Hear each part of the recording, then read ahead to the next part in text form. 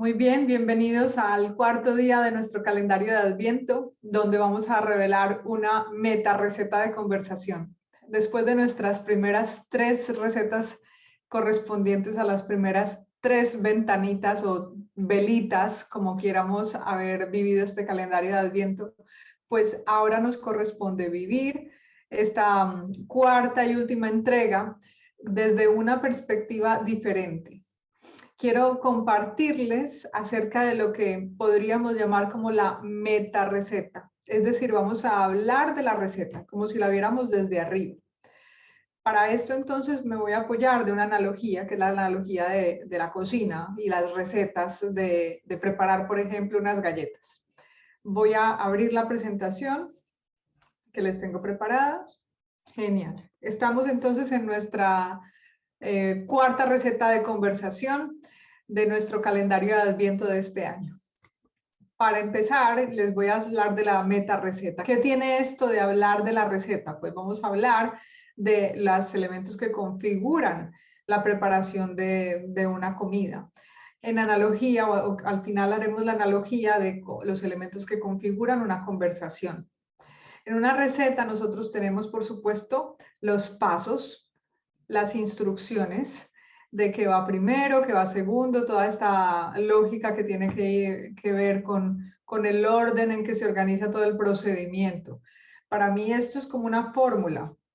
Cuando hablo de recetas de conversación, pues me refiero a esto, como a una fórmula que gracias a que yo la sigo dedicadamente, pues entonces me ayuda a tener un objetivo final. En este caso, pues unas galletitas saludables. Después, por supuesto, me tengo que valer de unos utensilios para poder manipular los ingredientes. Estos utensilios me ayudan a entregar en cada paso de la receta, pues el elemento que yo necesito poner. En nuestra analogía serían como las fórmulas de conversación. ¿Ven? Una cosa son la receta con sus fases, con sus pasos, primero 1, primero 2, primero 3, pero dentro de cada fase puede haber, por supuesto, unas fórmulas verbales que me ayudan a entregar esa fase.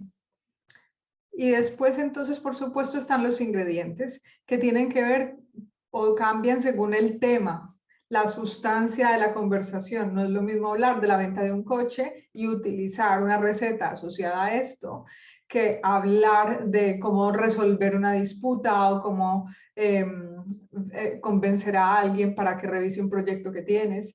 Todos estos temas te marcan los ingredientes y, por supuesto, pues aplicas una receta u otra que sea más adecuada según el tema que quieres resolver. Muy bien.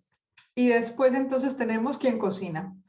Quien cocina le pone su energía a todo el proceso y por supuesto la actitud de quien cocina es determinante para el resultado. Quien cocina también, por supuesto, en la analogía es con quien conversa.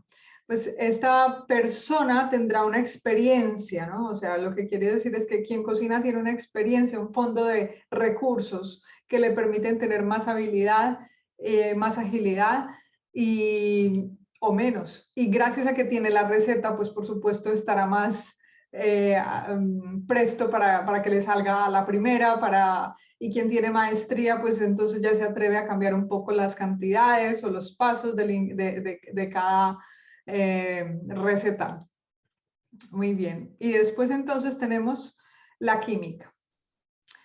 Dentro de toda la receta, además de los ingredientes, además de unos pasos, además de haber contado con utensilios para poder entregar a los recipientes los elementos que necesitábamos, necesita que haya una combustión o lo que yo llamo una química, un proceso que haga una transformación. Aquí está bien ilustrado por el calor, ese fuego que por supuesto hará que los elementos pasen de crudos a cocinados y que obtengamos en lugar de un acumulado de elementos, pues un plato nuevo, un plato que no tiene nada que ver con los ingredientes simplemente juntos.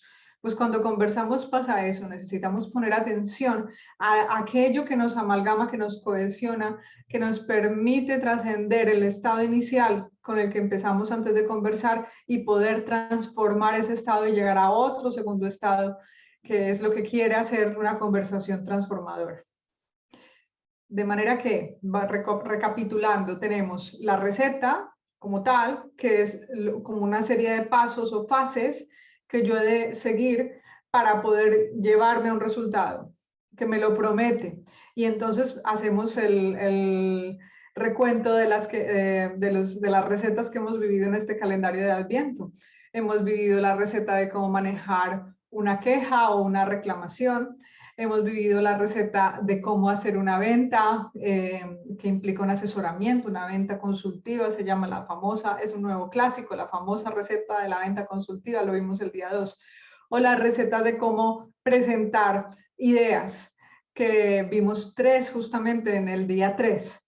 Maneras diferentes de presentar ideas al otro, enfatizando el beneficio, enfatizando el dolor, trascendiendo esta polaridad del placer o el dolor, y que todos tenían un orden, y al final pues nos da capacidad también de ver desde esa conciencia de mientras hablamos qué dirección tiene esa conversación. Entonces todos estos pasos pues son las recetas en sí mismas, pero las recetas cuando se implementan necesitan esos utensilios que son los que yo denomino las fórmulas verbales.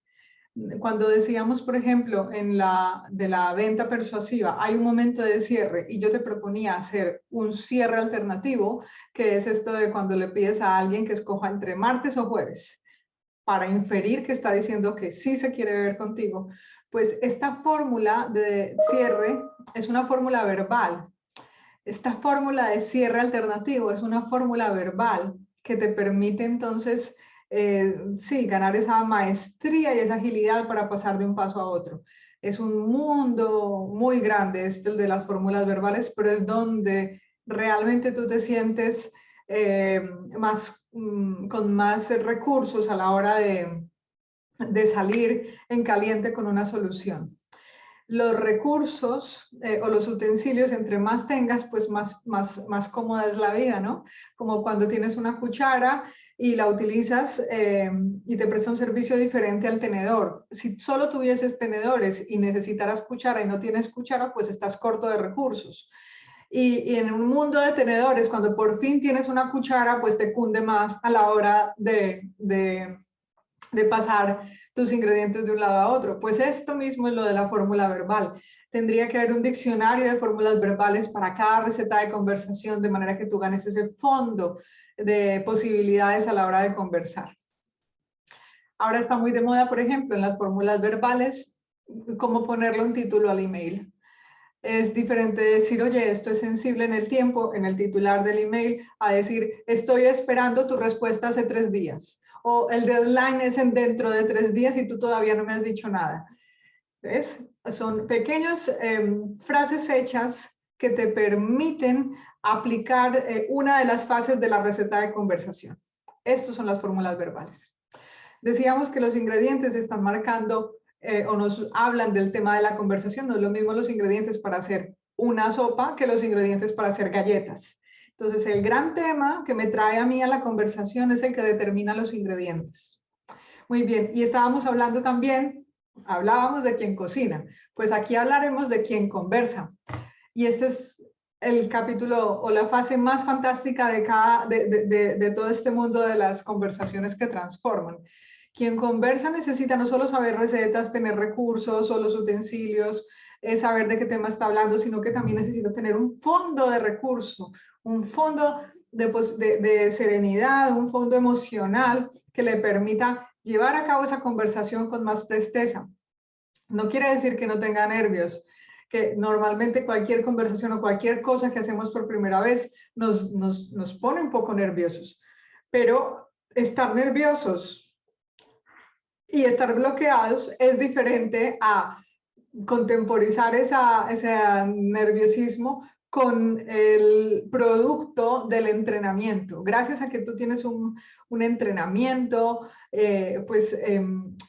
puedes salir adelante con una situación que puede ser muy estresante, muy en momento de la verdad. Entonces, las conversaciones hay de diferentes, hay una gran gama de posibilidades dentro de las conversaciones. Las más banales que tú las harías sin pensar, a las más especiales que necesitan toda tu atención y tu energía, como cuando vas a pedir un aumento de sueldo o cuando vas a abordar por primera vez un tema de contenido emocional con alguien que te importa. Son emociones, son conversaciones que tienen componente emocional y que normalmente están por el rango de las menos fáciles de ejecutar. Cuando tú tienes entrenamiento, pero también tienes un sentido de propósito más grande de por qué estás llevando la conversación y finalmente tienes este fondo emocional también, pues entonces quien conversa es un maestro conversador. Pareciera que quien cocina, para seguir con la analogía, es muy buen cocinero simplemente porque lleva muchos años acumulados de experiencia. Pero no solamente basta con eso, basta con una integralidad de la persona. Y eso es a lo que me refiero aquí con la persona como tal. Y la persona en el contexto, en el entorno, entonces se convierte o es capaz de ser consciente de lo que llamamos el campo generativo, que en la analogía es lo que decía yo de la química. Cuando conversamos, tenemos que tener en cuenta que no estamos solos, separados de nuestro interlocutor y de nuestro contexto. No, tenemos que ser capaces de ser sensibles a cómo se despierta una fuerza más grande que nosotros mismos en esa conversación. De manera que cuando yo lanzo una idea, ella no rebota, sino que ella entra, es capaz de permear al otro y el otro cuando presenta su idea también me permea a mí y en esta fecundación compartida pues somos capaces de llevar nuestra conversación más allá de lo que nosotros solos lo hubiéramos podido hacer.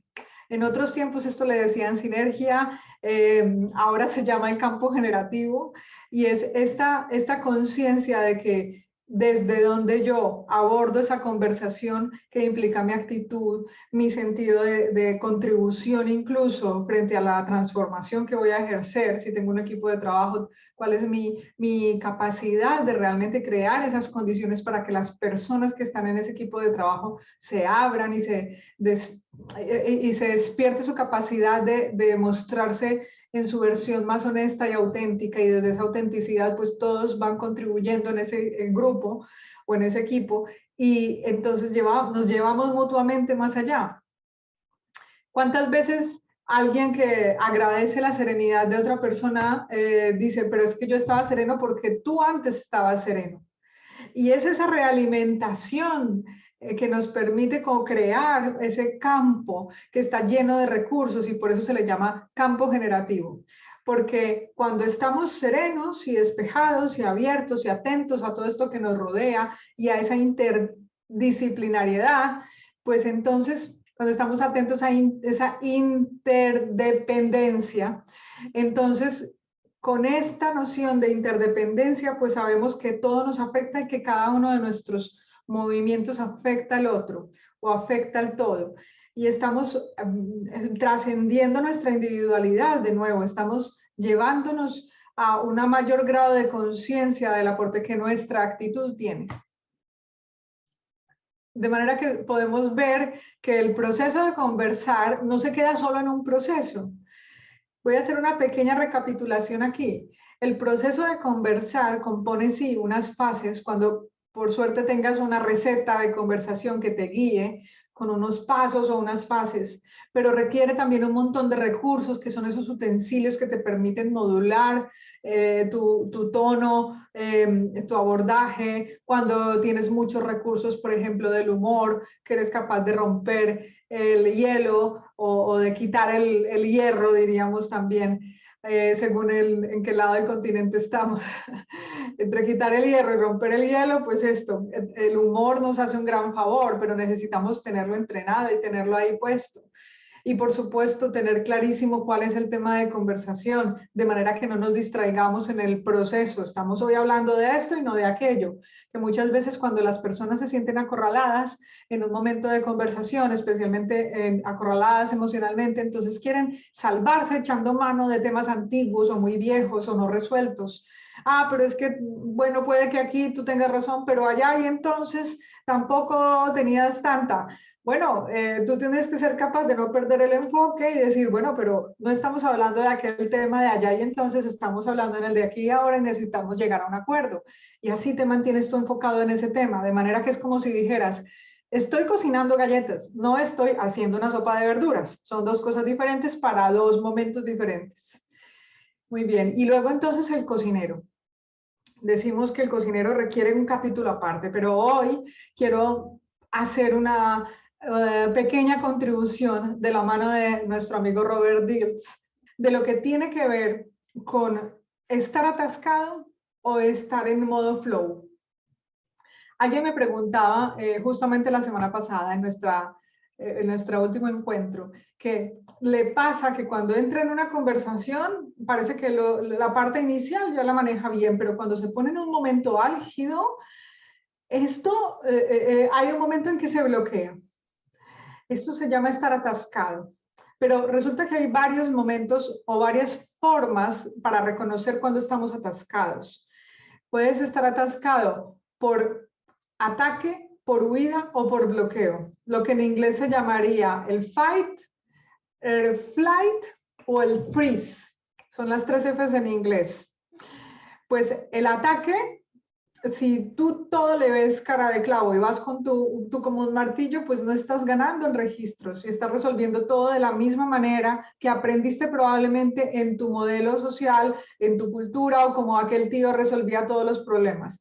Pues tienes que ganar en registros de cómo resolver los problemas y no siempre tiene que ser un ataque. Eso es una manera de estar atascado a la hora de resolver situaciones conversacionales. Huir o evadir, el flight, es otra manera de estar atascado, porque no siempre tienes que, o sea, las personas que utilizan esto como manera de respuesta principal, de nuevo están como aquel que atacaba, pero en el otro lado del espectro, o ataco o huyo. ¿Sabes? O me voy para allá o me escapo. Son dos maneras de estar atascado, cada una en un polo opuesto del espectro, como les venía diciendo, y que no me están ayudando si solamente conozco ese registro. Y además, si me quedo también en el tercero, que es el del freeze, el del bloqueo, que es lo que le pasaba a esta persona que me hacía la pregunta, ¿no? Cómo cuando llega el momento álgido de la conversación, como que me corto. Y no, pues sí, te llegas a un bloqueo. Esto sí que es lo más natural que reconocemos como estar atascado, pero muchas veces nos pasa y cuando es el único registro que tenemos de nuevo, pues no es saludable. De manera que, de la mano pues de nuestro amigo Robert Dilts, uno de los padres de la programación neurolingüística, vamos a hacer un pequeño resumen de lo que sería el estado atascado, que él denomina crash, y cómo hacer para irnos a un estado diferente que aproveche más, o mejor dicho, que nos permita mantener el estado generativo o de recursos, tanto internos como para ver los que se nos ofrecen alrededor. Que venimos del modo atascarnos, que es lo que denominamos el estado crash, y queremos salir de ahí. Y de nuevo, insisto, el atascarse tanto puede ser porque yo solo sepa responder con un ataque, porque solo sepa responder con huirme o evadirme, o como el avestruz, meter la cabeza debajo del suelo, o quedarme bloqueado. Todas estas tres son modo crash, o podríamos decir que están en común. Y queremos ir al modo coach, que es otro acrónimo que ahora vamos a revelar. Se los comparto en inglés porque me parece que es la manera más original de transmitir el mensaje, pero funciona muy bien también para la traducción al castellano, ya lo verán. Entonces, cuando estoy en modo crash, mi cuerpo me reporta contracción. Y mi comportamiento es de ser reactivo. Luego, me quedo todo en la mente. Me quedo como queriendo hacer estratagemas o obsesionado con lo que está pasando y entonces me quedo pensando tanto que al final tampoco hago nada, estoy bloqueado. Bloqueado, insisto, cuando está una persona en modo pelea, el fight, pues también no hay quien la haga entrar en razón, no es capaz de volver a la serenidad. Y quien se ha evadido tampoco puede venir a ese estado de presencia. ¿Vale? Entonces como que la mente toma el mando y te desconectas. Por supuesto, te desconectas, que es la separación, no ves nada, estás imbuido en ese mundo. Y por supuesto, entonces también te queda la noción de sentirte herido o lleno de odio. Muy bien, y ahora para pasar a salir de este estado de atascamiento que nos embarga y que muchas veces nos visita en el momento menos oportuno, queremos antes de entrar en cada conversación ir al modo coach. Es como cuando tú te vas a poner a preparar esa receta, tienes que tener ganas, estar elevado, con un espíritu ligero y dispuesto a descubrirte a ti mismo en el proceso de hacer esa receta. Pues así es como tendríamos que entrar con ese estado ligero, con un espíritu elevado a todas las conversaciones que abordemos, por más poco fáciles que sean. Y de nuevo, no quiere decir que no sientas nervios, no quiere decir que te intimide, quiere decir que eres capaz de contemporizar esos nervios con todo tu fondo de recursos y con el flow. Y ahí voy. Entonces, el estado coach requiere que tú estés centrado. Para centrarte, una buena práctica es recurrir a todo lo que es lo que las entrañas te reportan. Lo primero que se contrae es normalmente las entrañas, sí, el core, ¿no? Entonces, tú tendrías que ganar una respiración en lugar de estar así, pues, exhalar, darte cuenta dónde tienes los hombros y estar consciente de tu centro, literalmente, nunca mejor dicho. Por supuesto, entonces ganas apertura, incluso puedes hacer un gesto con las manos de abrirte, de incluso elevar la mandíbula, dejar como que se te despeje la frente, ¿no? Aquí, que se te despeje. Y tú dices, bueno, voy a permitirme una realidad nueva. Después, entonces te vuelves consciente, es como si hubieras en el paso anterior abierto las ventanitas y ahora te vuelves consciente, atento a todo lo que pasa en el entorno.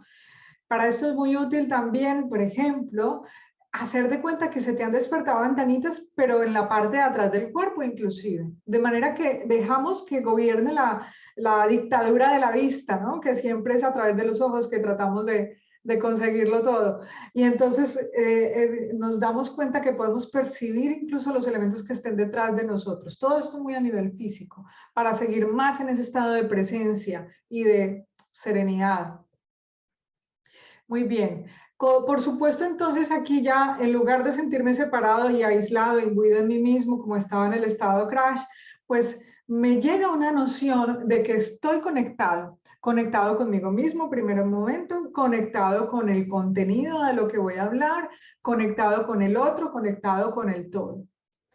Y desde esa conexión, entonces yo sostengo con apertura, es como si fuera el anfitrión, por fin me convierto en el anfitrión. Voy en español, la palabra para traducir aquí el coach es, veníamos de centrado, una especie de obertura, ¿sabes? Luego la A de atención, la C de conexión y en la H es hospitalidad. Es como darle la bienvenida como buenos anfitriones a lo que sea que tiene que venir. Y desde este estado de flujo, que se denomina así, yo me vuelvo uno con el todo, integro a la contraparte en la conversación y realmente estoy entonces siendo capaz de poner la primera base para que esa conversación sea realmente transformadora. Todo esto lo hacemos de manera natural cuando estamos en sosiego, en serenidad. Estos dos acrónimos son simplemente un recordatorio de nuestra posibilidad disponible. Pero si nos ponemos a pensar, cuando no tenemos ningún rayón emocional ni ningún rayón mental, pues queremos estar bien, queremos sentirnos expandidos y queremos tener conversaciones que al final se convierten en conversaciones cálidas. Esas que nos permiten ser nosotros mismos, fluir, disfrutar del otro y disfrutar del momento. Muy bien, con esta analogía sobre las meta recetas, pues cerramos nuestro calendario de Adviento. Muchas gracias por estar aquí conmigo en estos 4 momentos que hemos ofrecido y espero vernos pronto.